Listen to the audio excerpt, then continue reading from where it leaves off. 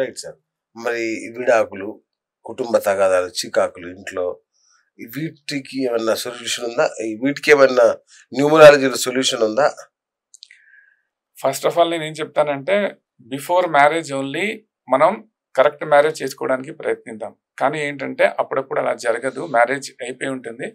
నా దగ్గరకి చాలా మంది డైవర్స్ కేసెస్ వస్తారు. అలాగే మ్యారేజ్లో గొడవలు అయిన వాళ్ళు వస్తారు. అలాగే కొంతమంది బ్లాక్ మ్యాజిక్ తో ఎఫెక్ట్ అయిన వాళ్ళు కూడా వచ్చారు. అదొక చాలా ప్రమాదకరం కదండి అది కూడా. ఒకటి చెప్తాను, ఒక పర్టికులర్ ఒక కేసు, ఒక పూణేలో ఒక ఫ్యామిలీ ఉంటారనమాట.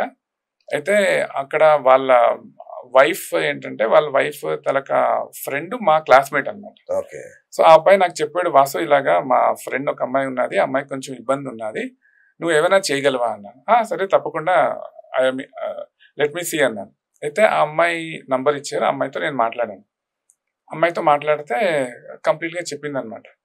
ఏం చెప్పిందంటే, ఇలాగ మా హస్బెండ్కి ఎవరో బ్లాక్ మ్యాజిక్ చేశారు, కాలా జాదు అంటారు కదా, అది చేశారు, దానివల్ల చేతబడి టైప్.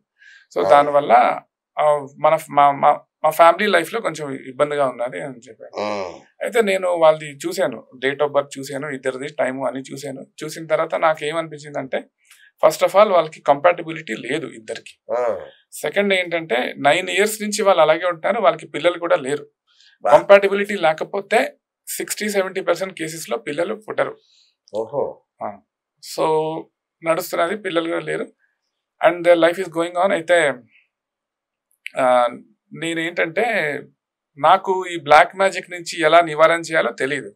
కానీ ఏంటంటే, ఈ పర్టికులర్ ప్రొఫెషన్లో నాకు ఫ్రెండ్ సర్కిల్ వల్ల ఒక అమ్మాయి కలకటాలో ఉంటుంది అనమాట. ఆ అమ్మాయి మొన్న ఒకసారి ఇప్పుడు పరిచయం అయితే ఆ అమ్మాయికి అడిగాను, అమ్మాయి ఇలాగా ఉన్నది, నువ్వు ఏదైనా చేయగలవా అంటే, తప్పకుండా చేస్తాను, నీ గురించి నేను ఐఎమ్ రెడీ టు డూ అని చెప్పి, సరే అని నేను ఆ కేసు ఇచ్చాను అనమాట, ఆ అమ్మాయికి ఇచ్చాను. అయితే ఆ అమ్మాయి ఏంటంటే ఒక సర్కిల్ వేసి ఆ పర్టికులర్ పర్సన్ ని మిడిల్లో కూర్చోబెట్టి అలా ఏదో చేస్తారు, అలా చేసింది. చేస్తే ఏమైందంటే, ఆ అమ్మాయి అది చేస్తున్న టైంలో when she is trying to do that, అమ్మాయిని ఎవరో పట్టుకుని తోసేసినట్టు ఫీలింగ్ వచ్చింది. ఎవరో తోసేసినట్టు వెనక్కి వెళ్ళి పడింది అనమాట ఇలాగని. అయితే తర్వాత అమ్మాయి మళ్ళీ ట్రై చేసింది, మళ్ళీ అలాగే జరిగింది. అయితే అమ్మాయికి భయం వేసింది. తర్వాత ఏమైందంటే, అమ్మాయికి ఆల్మోస్ట్ 104, 105 ఫీవర్ వచ్చేసింది. అయితే నేను ఇది చెప్పిన ఒక 1 day తర్వాత నేను అనుకున్నా ఏదైనా ఒక జవాబు చెప్తుందేమో అమ్మాయి అని, మాత్రం ఏమి చెప్పలేదు. ఒక 4 days తర్వాత ఒక పెద్ద మెసేజ్ పెట్టిందండి. అయితే ఆ మెసేజ్ లో చూస్తే ఏం చెప్పిందంటే, I was on bed because of fever, 104, 105 fever ఉంది, I was not able to move. దీనివల్ల నేను ఇది చేయలేను, ఇది చాలా స్ట్రాంగ్ ఎఫెక్ట్ ఉంది, ఈ కాలా జాదు మీద చాలా ఎక్కువగా ఉన్నది, నేను చేయలేను, ఇది చాలా టిపికల్ కేస్ అని చెప్పింది అనమాట. So that was a kind of A first experience for me, అసలు ఇలాంటివి జరుగుతాయా, నిజమేనా అని. ఇంకోటి చెప్తాను, ఇంకొక అతను మా గురువు గారు ఉన్నారు.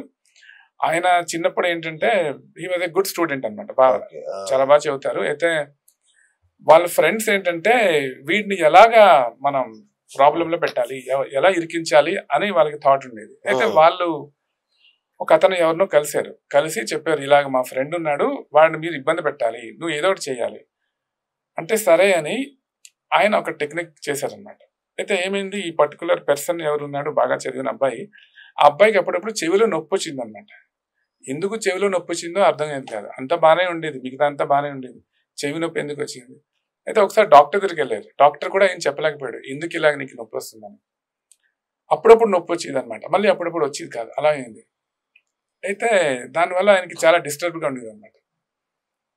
అయితే తర్వాత ఏం తెలిసిందంటే, ఈ పర్టికులర్ ఎవరు ఈ బ్లాక్ మ్యాజిక్ చేశారో ఆయన ఒక పుల్లతో ఒక డాల్ లాగా తయారు చేసి, ఒక బొమ్మలాగా, ఆ బొమ్మ చెవిలో ఒక పుల్లలాగా గుచ్చేవాళ్ళు అనమాట. ఆ బొమ్మ చెవిలో గుచ్చితే ఆయన చెవిలో గుచ్చినట్టు ఆయనకి అలా ఫీల్ అయ్యేది, దానివల్ల ఆయనకి నొప్పి వచ్చేది. So that was the problem. So నేను ఏమంటున్నానంటే, ఇలాగా కొంతమంది చేస్తారు, దీనికి నివారణ ఏంటో అది నాకు తెలుసు. దీనికి నివారణ చెప్తారు. ఎస్, నేను ఎవరైనా కన్సల్టేషన్ చేసుకున్నప్పుడు ఏదైనా ప్రాబ్లం ఉంటే అందులోంచి ఎలా బయటపడాలో నేను ఇప్పుడు కొన్ని టెక్నిక్స్ నాకు కొన్ని తెలిసాయి. So there are ways to come out of this particular problem. Sir అట్లాగే ఎవరైనా కొత్తగా బిజినెస్ పెట్టుకోవాలనుకుంటారు, ఎంటర్‌ప్రెన్యూర్స్ ఉంటారు, వాళ్ళకి న్యూమరాలజీ ఏమన్నా పనికొస్తుందా? డెఫినెట్లీ బిజినెస్ సెటప్ చేయడం కానీ, సేల్స్ పెరగడం కానీ, స్ట్రెంగ్ చేయడం కానీ. బిజినెస్ మ్యాన్ కి ఏంటంటే ఫస్ట్ ఏంటంటే మనం ఏదర్ ఇండివిజువల్ గా చేస్తున్నామా బిజినెస్, పార్ట్నర్షిప్ లో చేస్తున్నామా. కొంతమందికి పార్ట్నర్షిప్ పనికిరాదు, వాళ్ళ పార్ట్నర్షిప్ లో చేస్తే వాళ్ళకి గ్యారంటీ లాస్ అవుతుంది. కొంతమంది ఇండివిజువల్ గా చేయాలి, కొంతమంది పార్ట్నర్షిప్ లో చేయగలరు. So that decision is the first decision. Second decision ఏంటంటే మనం ఏ ఫీల్డ్ లో బిజినెస్ చేస్తున్నామో ఆ ఫీల్డ్ కూడా there should be kind of a sync అనమాట. అంటే మన డేట్ ఆఫ్ బర్త్ దానికి సింక్ ఉండాలి. If somebody starting education institute, ఒక ఇంజనీరింగ్ కాలేజ్ స్టార్ట్ చేశారు, అదొక రకం అనమాట. Or somebody is trying to work in agriculture fields లో. ఇవాళ రేపు ఏంటంటే సిటీలో పొల్యూషన్ ఉందని చాలా మంది అగ్రికల్చర్ వైపు కూడా చూస్తున్నారు. అగ్రికల్చర్ స్టార్ట్ చేసి ఒక 10 acres ల్యాండ్ కొని దాంట్లో చేస్తున్నారు. బట్ ఎవరు దేంట్లో సక్సెస్ అవుతారో అది మనం ఫస్ట్ అర్థం చేసుకోవాలి. ఏ ఫీల్డ్ మనకి అందరికన్నా బెస్ట్ ఫీల్డ్, దేంట్లో మనం సక్సెస్ అవుతాం. తర్వాత వచ్చేసరికి మనం ఒక రంగంలో వెళ్ళిన తర్వాత అక్కడ పేరు ఎలా ఉండాలి, ఆ బిజినెస్ నేమ్ ఎలా ఉండాలి, ఐడెంటిటీ ఎలా ఉండాలి. లైక్ మఫత్లాల్ ఫ్యాబ్రిక్స్ అనుకోండి, లేకపోతే బొంబే డైయింగ్ అనుకోండి, ఇవన్నిటి వెనకాతర చాలా కెమిస్ట్రీ ఉంది. అలాగే జియో అనుకోండి, జియో ఫోన్స్ అని. సో ఒక్కొక్కరికి దేనికి ఏ పేరు ఉండాలి, ఎలాగ ఉండాలి, క్యాచీగా ఉండాలా లేకపోతే కొంచెం టిపికల్ గా ఉండాలా. ఫర్ ఎగ్జాంపుల్ ఒక బార్ అండ్ రెస్టారెంట్ అనుకోండి, దానికి ఎలా ఉండాలి పేరు. So everything there is a reason అనమాట. Why I told about bar and restaurant ఏంటంటే కొంతమంది వాళ్ళ డేట్ ఆఫ్ బర్త్ లో అలాంటివి వాళ్ళు ఓపెన్ చేస్తేనే వాళ్ళకి సక్సెస్ వస్తుంది. సో అందువల్ల వాళ్ళకి అది కూడా తెలియాలి. That if you do that then you'll get good success. It is not wrong, because they are lot of people with these kind of restaurants ఇవన్నీ ఉన్నాయి కదా, అలాగనమాట. సో ప్రాపర్ పేరు పెట్టుకోవడం, అలాగే పార్ట్నర్స్ అందరిది చూసుకుని దాన్ని బట్టి పేరు పెట్టాలన్నమాట. ఇవన్నీ చూడాలి. సో ఇవన్నీ మనం ప్రాపర్ గా సింక్ అయితే automatically success will follow you. And కొంచెం వాస్తు కూడా చూడాలి, డెఫినెట్ గా వాస్తు చూడాలి. అంటే ఇప్పుడు ఎవరు ఓనరో ఆయన ఎక్కడ కూర్చోవాలి, ఏ డైరెక్షన్ లో ఫేస్ చేయాలి, ఎవరు ఓనర్, మెయిన్ ఓనర్ ఎవరు ఉంటారో ఆయనకు పర్టికులర్ ప్లేస్ ఉంటుంది, ఆ ప్లేస్ కూడా ఇట్ ఈస్ వెరీ ఇంపార్టెంట్. కొన్ని ఫైర్ జోన్స్ ఉంటాయి, కొన్ని వాటర్ జోన్స్ ఉంటాయి. So based on the different things. So ఆ డిసిషన్ కూడా చాలా ఇంపార్టెంట్. నంబర్లు అని చెప్తున్నారు కదా, నంబర్లు అంటే లక్కీ నంబర్సా లేదంటే వాళ్ళ ఏంటి సార్ అది నంబర్ అంటే? నంబర్ అంటే ఇప్పుడు లక్కీ నంబరే. అంటే మనకి ఏంటంటే కొన్ని కలర్స్ ఉంటాయి, నంబర్స్ ఉంటాయి. ప్రతి మనిషికి కొన్ని కలర్స్, గుడ్ కలర్స్ ఉంటాయి, అలాగే కొన్ని గుడ్ నంబర్స్ ఉంటాయి. సో ఆ నంబర్స్, కలర్స్, ఆ కాంబినేషన్ అవన్నీ కుదిరినట్టు మన నేమ్ ఉండాలన్నమాట. అంటే మన బిజినెస్ నేమ్ దానికి సింక్ గా ఉంటే అది ఆటోమేటికల్ గా వర్క్ అవుతుంది.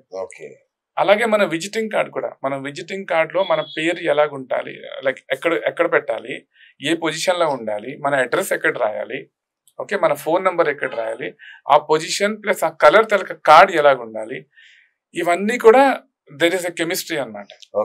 So everything has to be taken care.